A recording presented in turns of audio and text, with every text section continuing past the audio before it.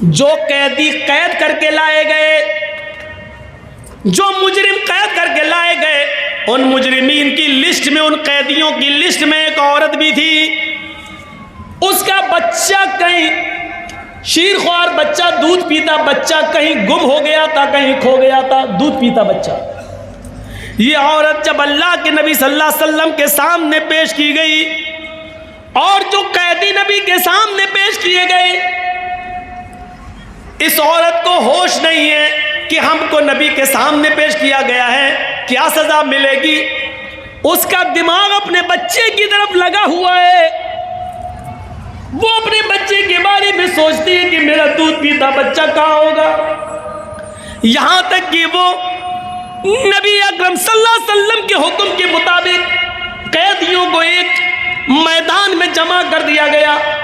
उस मैदान में उस औरत को भी लाया गया।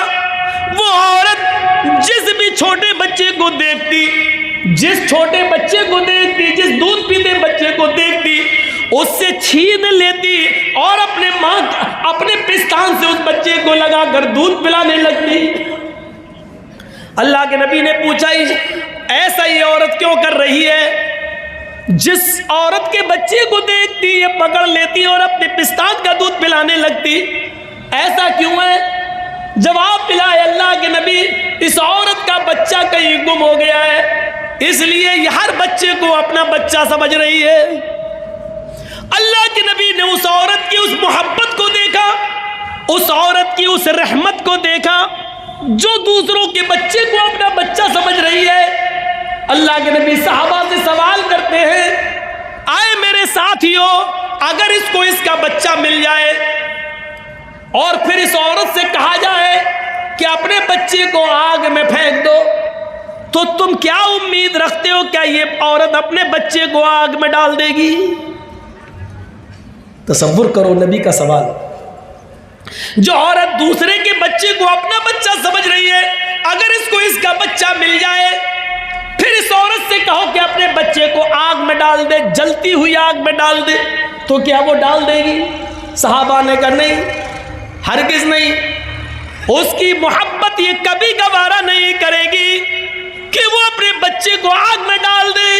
अल्लाह के नबी फरमाते हैं, मेरे साथियों, रब की रहमत के 100 दर्जों में से एक दर्जा रहमत का ये हाल है कि वो अपने बच्चे को आग के हवाले नहीं कर सकती है। जिसके पास 99 दर्जे रहमत हो, वो कयामत के दिन अपने बंदे को जहन्नम की आग में कैसे डालेगा? उसकी रहमत ये कैसे गवारा करेगी कि अपने बंदे को जहन्नम में डाल दे? लेकिन बंदे गुनाह कर करके, शिर्क कर करके, बिदअतें कर करके, शराब नोशी कर करके, हराम खा खा कर, हराम की कारोबार कर करके अपने आप को खुद जहन्नम में ले जाते हैं, तो उसमें अल्लाह की रहमत फिर गजब में बदल जाती है।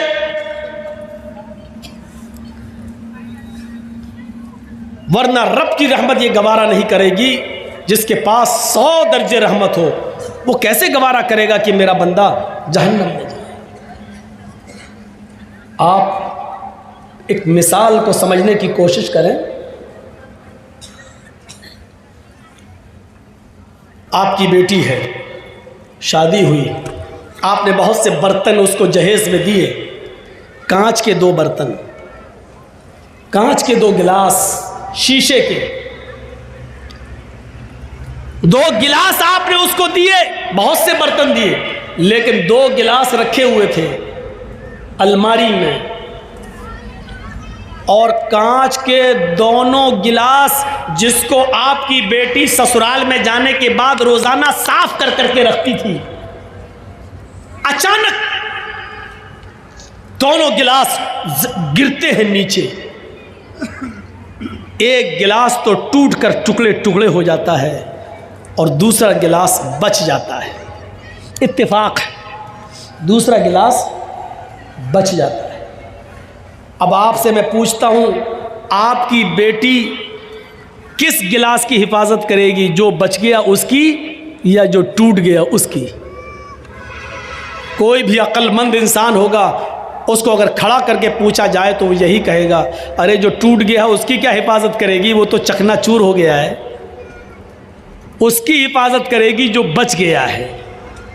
तो जो गिलास बच गया उसको उठाएगी, उसको पोंछेगी और फिर रख देगी, और जो टूट गया, चकनाचूर हो गया, वो जानती है कि ये जुड़ नहीं सकता। अब उसको घर में भी रखना गवारा नहीं करेगी। झाड़ू से इधर उधर कांच तो नहीं बिखर गई, किसी के पैर में न चुभ जाए, इसलिए उस जगह को साफ करके उस टूटे हुए कांच के गिलास को साफ करेगी और एक बर्तन में लेकर डस्टबिन में डाल देगी या बाहर कूड़े में जाकर फेंक देगी। उस टूटे हुए गिलास को कभी वो अपने पास नहीं रखेगी। क्यों? हर चीज का एक क्वेश्चन होता है, क्यों? यह भी एक क्वेश्चन है। वो सही सलामत गिलास की हिफाजत कर रही है, लेकिन टूटे हुए गिलास को घर से बाहर क्यों फेंक रही है? इस क्यों का जवाब है, सही सलामत गिलास की हिफाजत इसलिए कर रही है क्योंकि वो काम की चीज है, वो पीने के काम आएगा, मेहमानों को पानी पिलाने के काम या चाय पिलाने के काम या दूध पिलाने के काम आएगा। लेकिन टूटा हुआ बर्तन किसी काम का नहीं, इसलिए उसको बाहर फेंक रही है।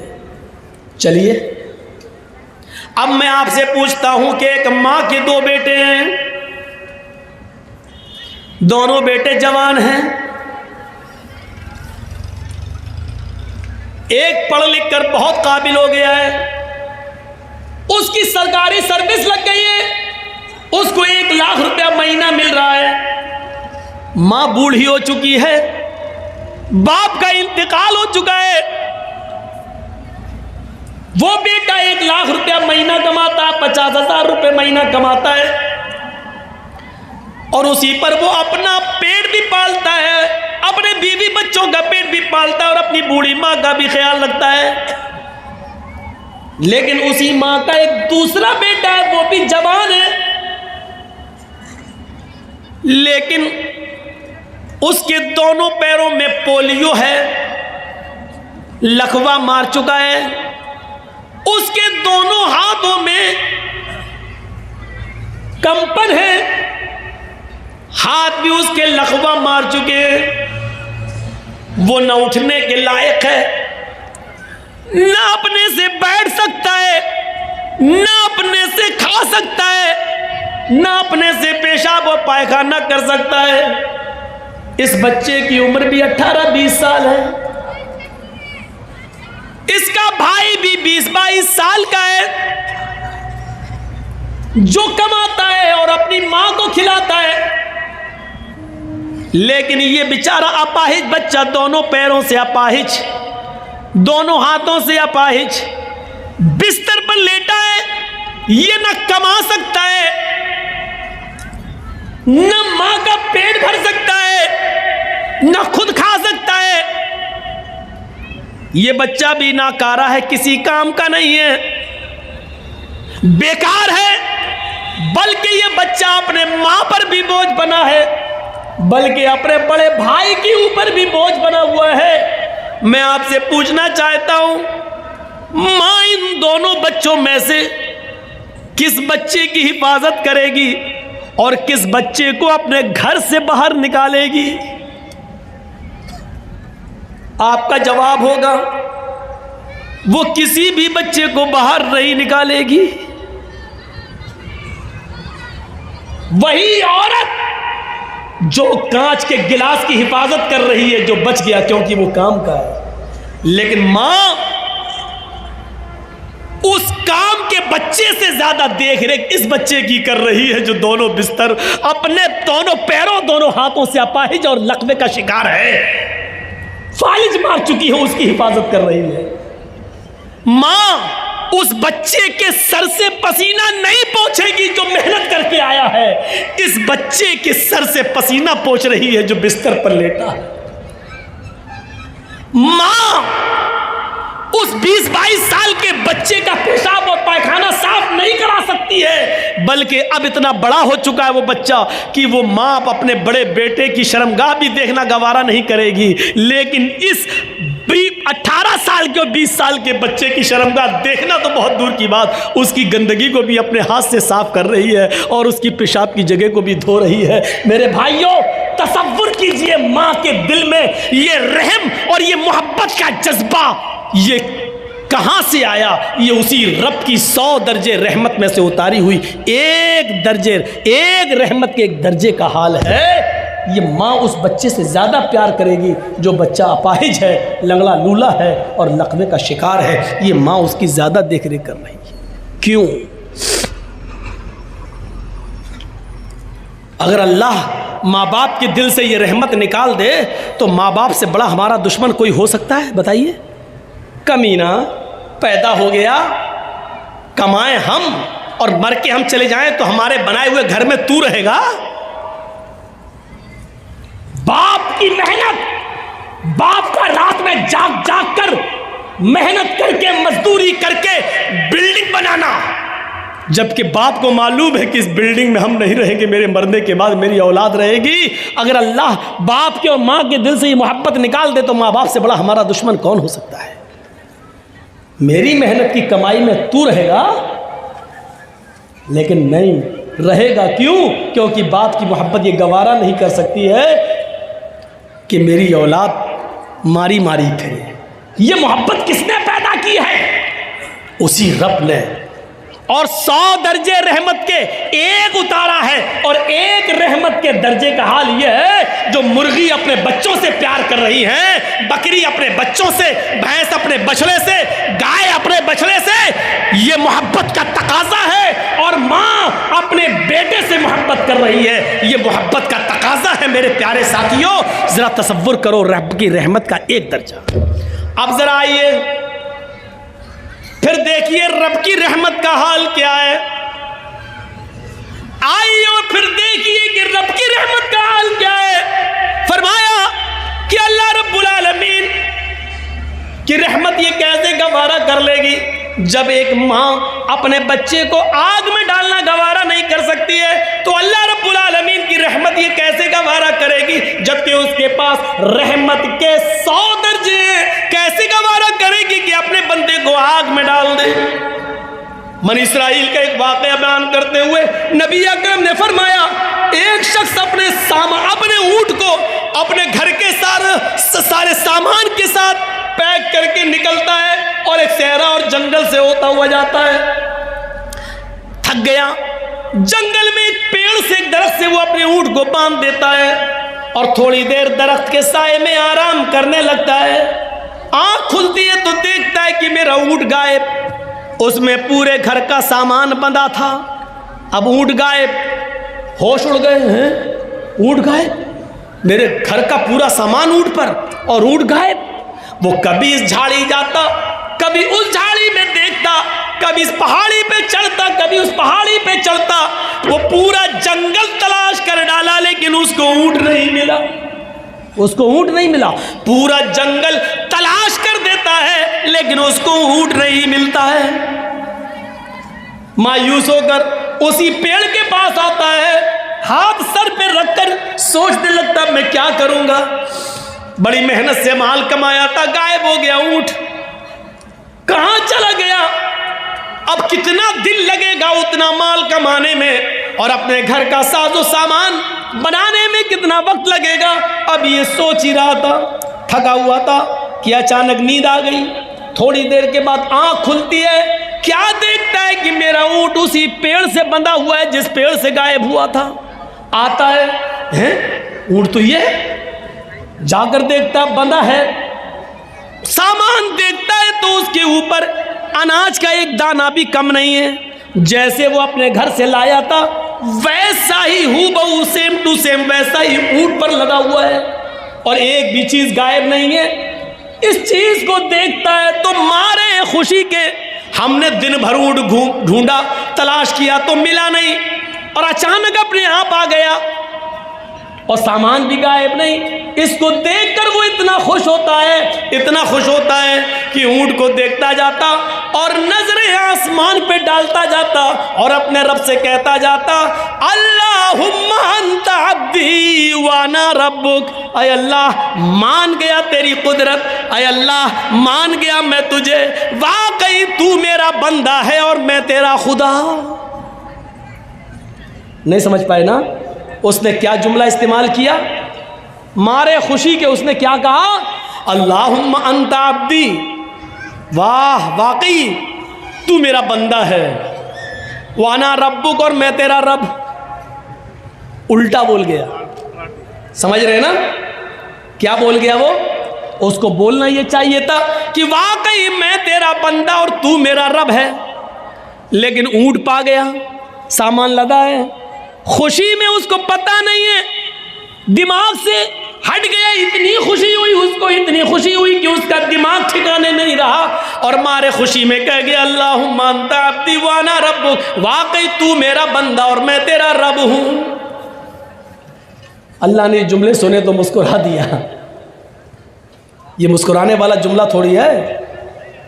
अब मेरा बेटा खुशी में अगर ये कह दे कि मैं तुम्हारा बाप हूं तुम मेरे बेटे, भाई कोई चीज़ मैं ला के उसको दूं खुशी में जो उसको बहुत पसंद हो और खुशी खुशी कहते वाह तुम मेरे बेटे हो मैं तुम्हारा बाप, तो हम नाराज़ थोड़ी होंगे, हम तो खुश होंगे कि देखो खुशी में बेचारा ऐसा कह रहा है, जबकि कहना ये चाहता था कि हाँ तुम मेरे प्यारे अब्बू हो और मैं तुम्हारा बेटा, लेकिन धोखे से उसके मुंह से निकल गया मारे खुशी के हाँ मैं तुम्हारा बाप हूं तुम मेरे बेटे। ये बाप अच्छी तरह जानता है कि बेटा मजाक में कह रहा है या धोखे से निकल गया, ये सही में कह रहा, ये बाप जानता। और रब जानता है कि मेरा बंदा ये कहना नहीं चाह रहा था, लेकिन धोखे से खुशी में उसकी जबान से जुमला निकला, इसलिए वो मुस्कुरा रहा है। अगर यही जुमले उसने जानबूझकर कहे होते तो माफ कीजिएगा वो कहीं का नहीं रहता। इतने खतरनाक जुमले तो फिरौन ने भी इस्तेमाल नहीं किए। फिरौन भी लोगों से कहता था अना रब्बुकुमुल आला, मुझे अपना रब कहो, मैं तुम सबका रब हूं। फिरौन भी लोगों से ये कहता था मैं तुम्हारा रब हूं, लेकिन फिरौन ने कभी अल्लाह से नहीं कहा कि मैं तेरा भी रब हूं। फिरौन ने कभी जिंदगी में अपने रब से नहीं कहा आय अल्लाह मैं तेरा भी रब हूं। वो लोगों से कहता था ना रब्बुकुमुल आला, मैं तुम्हारा रब हूं, तुम मुझे अपना रब मानो। लेकिन इसके बावजूद अल्लाह ने क्या किया? उसको दरिया में गर्क कर दिया, डुबो दिया और मार डाला और उसकी लाश को समंदर से बाहर फेंक दिया।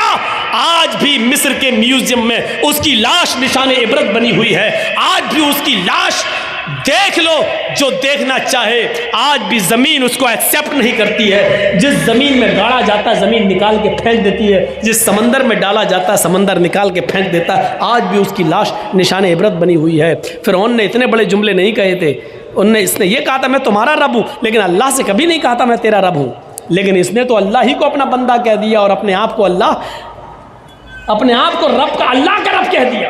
अल्लाह अंता अब्दी व अना रब्बुक, तू मेरा बंदा मैं तेरा खुदा।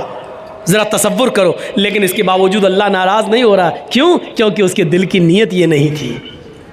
अल्लाह के नबी इस वाक़े को बयान करने के बाद कहते जितनी खुशी इस बंदे को होती है अपना ऊँट पाने के बाद कि होश में नहीं है, इतनी खुशी है कि वो ज़मीन पर पैर नहीं रख रहा है। जब एक गुनाहगार बंदा रात की तारीकी में नफिल नमाज पढ़ने के बाद जब सारी दुनिया सो रही हो, फिर वो उठकर वुजू बनाए और रात के अंधेरे में उठकर रफा यदैहि लस्समा, अपने दोनों हाथों को आसमान की तरफ उठा ले और फिर अपने गुनाहों की माफी अल्लाह से मांगे।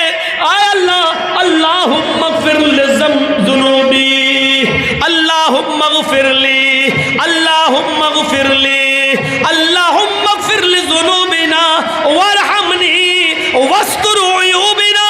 ये सारी दुआएं वो मांगने लगे और फिर वो रब को राजी करे कि अल्लाह हमारे गुनाहों को बख्श दे, हमें माफ कर दे, हम पर रहम फरमा। अल्लाह के नबी फरमाते हैं जब एक गुनाहगार बंदा अपने रब के सामने अपने दामन को फैला लेता है, अपनी झोली फैला लेता है और रब के सामने अपने हाथ उठाकर दुआ मांगता है आय अल्लाह मुझे माफ कर दे, मेरे गुनाह बख्श दे, तो अल्लाह ताला को इस बंदे से भी भी ज्यादा खुशी होती है जो अभी मारे खुशी के ये कह गया तू मेरा बंदा मैं तेरा रब। जितनी खुशी इस इंसान को होती है अपना ऊँट पाने के बाद, अल्लाह को इससे कहीं ज्यादा गुनाह, कितनी ज्यादा गुनाह, कहीं ज्यादा बढ़कर अल्लाह ताला को खुशी होती है जब कोई गुनाहगार बंदा उसके सामने अपने गुनाहों की तौबा करता है, अपने आप को कहता है कि अल्लाह मुझे माफ कर दे। अल्लाह को इससे भी ज्यादा खुशी होती है। ये उसका रहमो करम है कि गुनाह करने के बावजूद वो अपने बंदे को माफ करता रहता है। हाँ तो कर रहे हैं, हमको 12:30 बताया गया था इसलिए। ठीक है, तो मेरे भाइयों यहां से आप अंदाजा लगाइए कितना मेहरबान है वो अल्लाह। और सुनिए, एक चीज आपको पॉइंट की बता देता हूं। हमारे सदर मोहतरम जो इस जलसे के हैं उन्होंने कहा आज पहला दिन है इसलिए थोड़ा सा जल्दी ख़त्म हो जाना चाहिए, तो मैं बस एक बात बताकर अपनी बात को ख़त्म कर दूंगा। बहुत कीमती बात बता रहा हूं मैं आपको, सुन लीजिए मेरे प्यारे साथियों, इसको गौर से सुनिए। अल्लाह रब्बुल आलमीन ने तकरीबन 20 से ज़्यादा, कुरान पढ़िए आप, 20 से 20 बार, 20 से ज़्यादा बार या इबादी कहकर अपने बंदे को पुकारा। या इबादी, या इबादी, बल्कि बड़े से बड़े गुनाहगार को भी यही कहा, कुल या इबादी, कुल या इबादी अल्लज़ीना असरफ़ू अला अनफुसिहिम ला तक़नतू मिन रहमतिल्लाह। इस प्यार और मोहब्बत भरे जुमले को सुनिए। बंदा गुनाहगार है, इतना गुनाहगार है कि उसने जमीन और आसमान भरकर गुनाह कर रखे हैं। उसको भी अल्लाह ये नहीं कह रहा भाग, तू गुनाहगार है मेरे दरबार में मत आना। उसको भी अल्लाह क्या कह रहा, आए मेरे बंदो, कुल या इबादी अल्लज़ीना असरफ़ू अला अनफुसिहिम, आए मेरे बंदो, अगर गुनाह कर करके तुमने जमीन व आसमान भर लिए हो, अगर बहुत ज्यादा गुनाह करके अपने आप को स्याह काला कर लिया हो, अगर गुनाह कर करके तुमने जमीन व आसमान भी भर डाले हो, ला तक़नतू मिन रहमतिल्लाह, तब भी तुम अल्लाह की रहमत से मायूस मत हो जाओ, अल्लाह के रहमो करम से मायूस मत हो जाओ।